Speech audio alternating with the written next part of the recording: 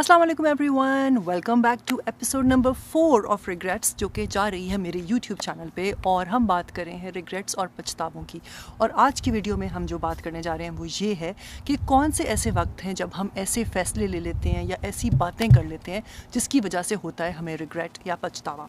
तो मेरे ख़्याल से ना, जो मेरी रिसर्च है उसके हिसाब से अगर हम गुस्से में हों और हम कोई फ़ैसला करें, बहुत गुस्सा आया हुआ है और हम फ़ैसला कर रहे हैं, और अगर हम नाउम्मीद हैं किसी बात से, डिसअपॉइंटेड हैं किसी के बिहेवियर से, किसी के एक्शन से, किसी ने कुछ कहा, किसी की बात से दुखे हुए हैं उस वक्त। और तीसरी चीज़, जब हम रंजिश में हैं यानी कि रिजेंटफुल हैं, इन 3 सिचुएशंस में अगर हम कोई भी फ़ैसला करेंगे which that we are gonna regret, क्योंकि ये तीनों स्टेट्स जो होती हैं, ये तीनों स्टेजेस जो होती हैं, ये एक स्टेबल माइंड की निशानी नहीं है। हम एक स्टेट ऑफ अनस्टेबिलिटी में होते हैं, क्योंकि जब हम गुस्से में जाते हैं तो हम जज्बाती होते हैं, हाइटेंड इमोशंस होते हैं। जब हम नाउमीदी में होते हैं तो तब हम जो है लो फील कर रहे होते हैं, हमारे इमोशनल स्टेट लो हुई होती है।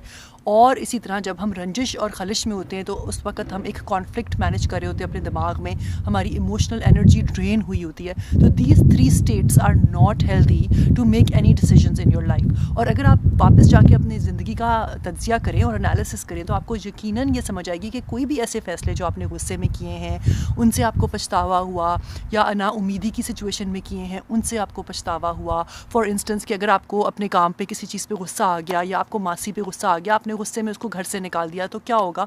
कल को आपको पता चलेगा और अंदाज़ा होगा कि उस इंसान की आपकी ज़िंदगी में कितनी वैल्यू थी, और आप पछताएंगे अपने उस फ़ैसले के ऊपर, और आपको उसकी प्राइस पे करनी पड़ेगी। इसलिए इट्स वेरी वेरी इंपॉर्टेंट कि हम अपने एक्शंस के कॉन्सिक्वेंसेस को, अपने फ़ैसलों के नतीजों को दिमाग में रखते हुए फ़ैसला करें।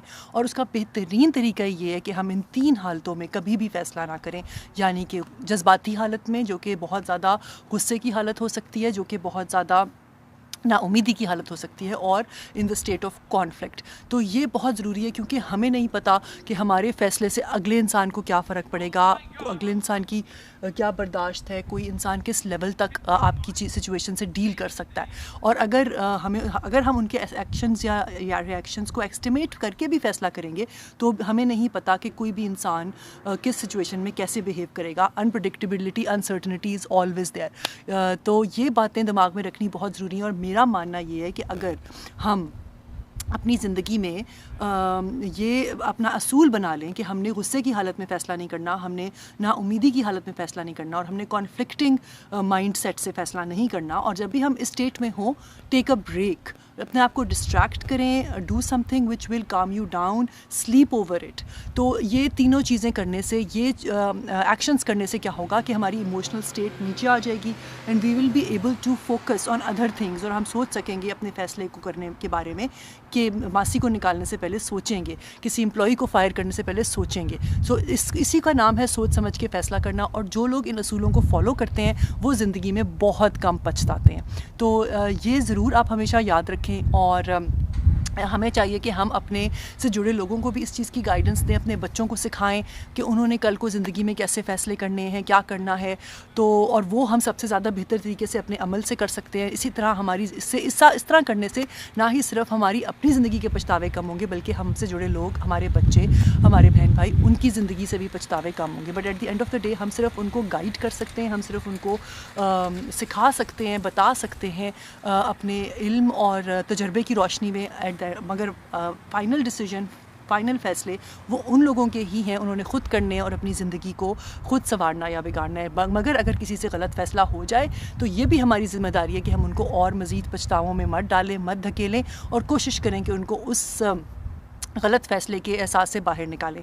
और ये हम कैसे करेंगे, इस जानने के लिए stay tuned, because next video is about regrets is going to be the last video of this series.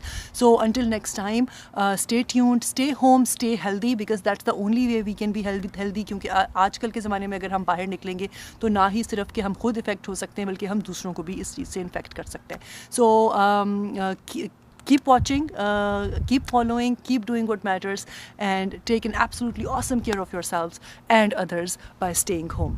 Until next time, Allah Hafiz.